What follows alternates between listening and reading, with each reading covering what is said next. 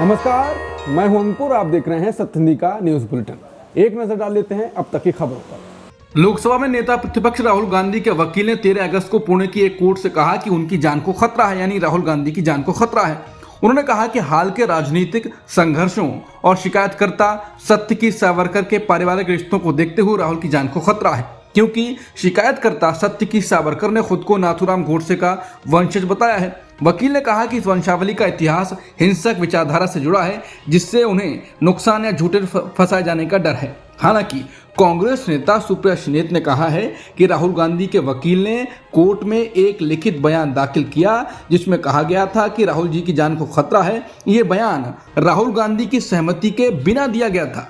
राहुल गांधी इस बात से पूरी तरह असहमत है। अब उनके वकील कल ये लिखित बयान कोर्ट से वापस लेंगे।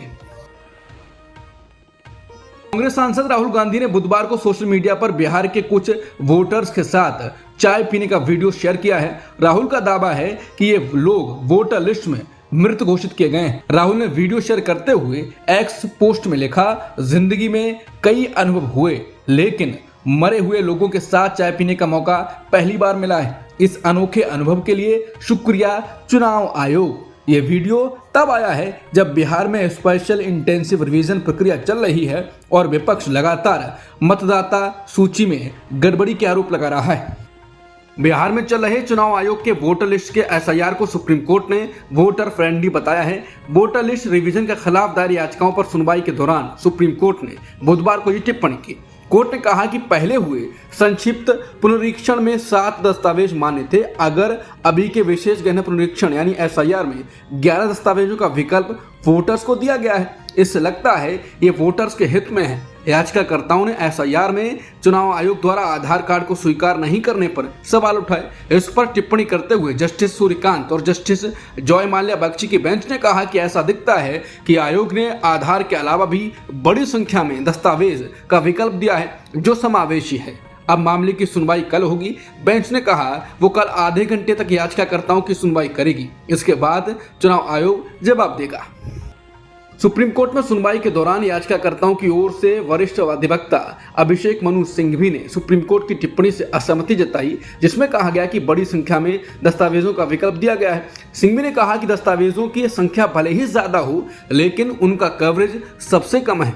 उन्होंने पासपोर्ट का उदाहरण देते हुए कहा कि बिहार में केवल 1 से 2% लोगों के पास ही ये दस्तावेज है। राज्य में स्थायी निवासी प्रमाण पत्र देने का कोई प्रावधान नहीं है। इस पर बेंच ने कहा कि राज्य में 36 लाख लोगों के पास पासपोर्ट है, तो इसका कवरेज ठीक है। जस्टिस बागची ने कहा कि अधिकतम कवरेज सुनिश्चित करने के लिए विभिन्न सरकारी विभागों से फीडबैक लेने के बाद आमतौर पर दस्तावेजों की सूची तैयार की जाती है। वकील अभिषेक मनु सिंघवी ने कहा कि ये चुनाव से महीनों पहले क्यों, बाद में करवाइए, पूरा साल लग जाएगा। चुनाव आयोग 11 दस्तावेजों का हवाला देकर प्रभावित करने की कोशिश कर रहा है। 3 दस्तावेजों के सोर्स उन्हें नहीं पता, बाकी 2 बेहद संदिग्ध और अप्रासंगिक हैं।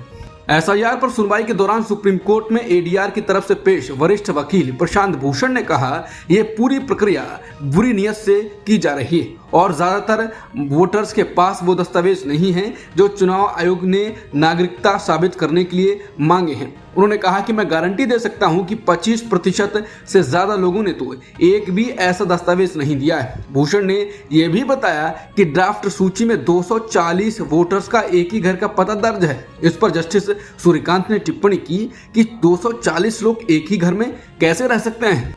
प्रशांत भूषण ने सुप्रीम कोर्ट में यह भी आरोप लगाया कि कांग्रेस नेता राहुल गांधी की वोट चोरी वाली प्रेस कॉन्फ्रेंस के बाद चुनाव आयोग ने ड्राफ्ट सूची से सर्च करने का विकल्प हटा दिया है। हालांकि बेंच ने कहा कि उन्हें ऐसी किसी प्रेस कॉन्फ्रेंस की जानकारी नहीं है। एक और वरिष्ठ वकील शदान फरासत ने दलील दी, ये पूरी प्रक्रिया गड़बड़ है और बिहार की वोटर लिस्ट से जो 65 लाख नाम हटाए गए हैं उन्हें वापस जोड़ा जाना चाहिए। इस पर सुप्रीम कोर्ट ने कहा कि हमसे ये मत कहिए कि हम मृतकों को भी वापस ले आएं।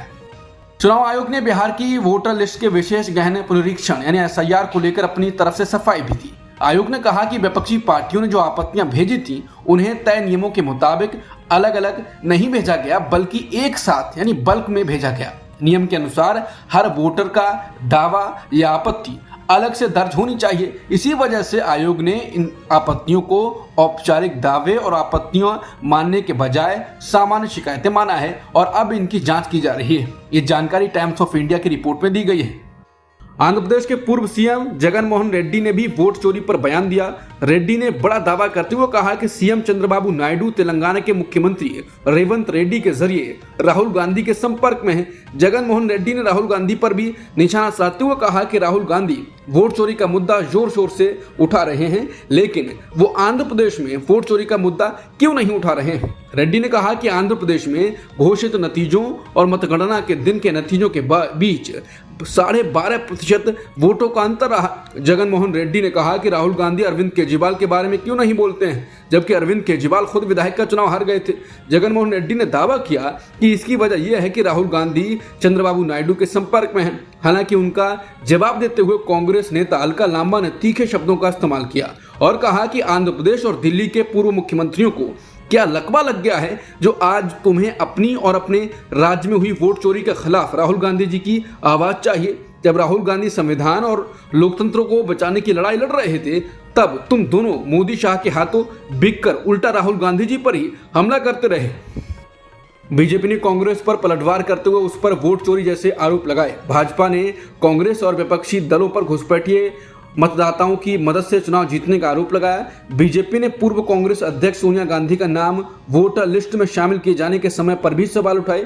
भाजपा नेता अनुराग ठाकुर ने बुधवार को प्रेस कॉन्फ्रेंस में कहा कि कांग्रेस और अन्य विपक्षी दलों ने घुसपैठिए वोटरों के सहारे सीटें जीते हैं। भाजपा आईटी सेल प्रमुख अमित मालवीय ने कहा कि सोनिया गांधी का भारत की वोटर लिस्ट से जुड़ाव चुनावी कानून के स्पष्ट उल्लंघनों से भरा हुआ है। शायद यही वजह है कि राहुल गांधी अपात्र और अवैध वोटर्स को वैध ठहराने में इतने इच्छुक हैं और एसआईआर प्रक्रिया के खिलाफ खड़े हैं। उन्होंने दावा किया कि सोनिया गांधी का नाम 1980 में मतदाता सूची में जोड़ा गया, जबकि वो 1983 में भारतीय नागरिक बनी है और तब तक उनके पास इतालवी नागरिकता थी।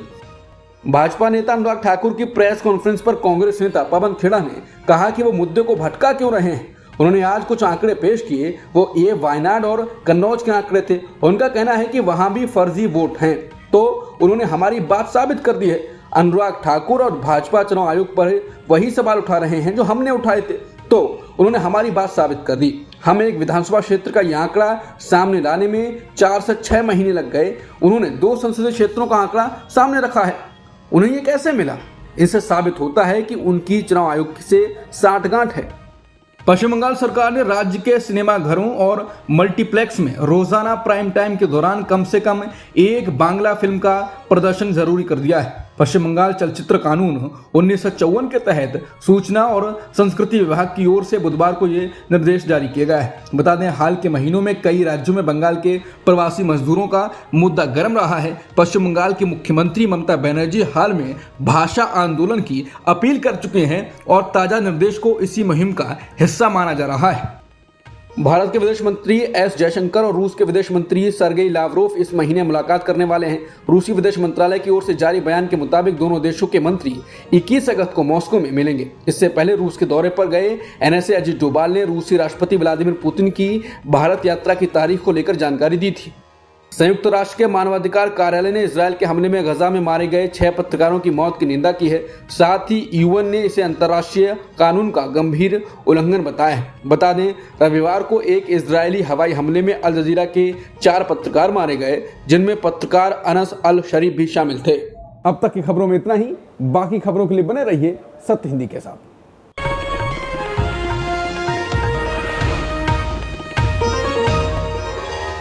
Copyright disclaimer under Section 107 of the Copyright Act 1976. Allowance is made for fair use for purposes such as criticism, comment, news reporting, scholarship, and research. Fair use is a use permitted by copyright statute that might otherwise be infringing.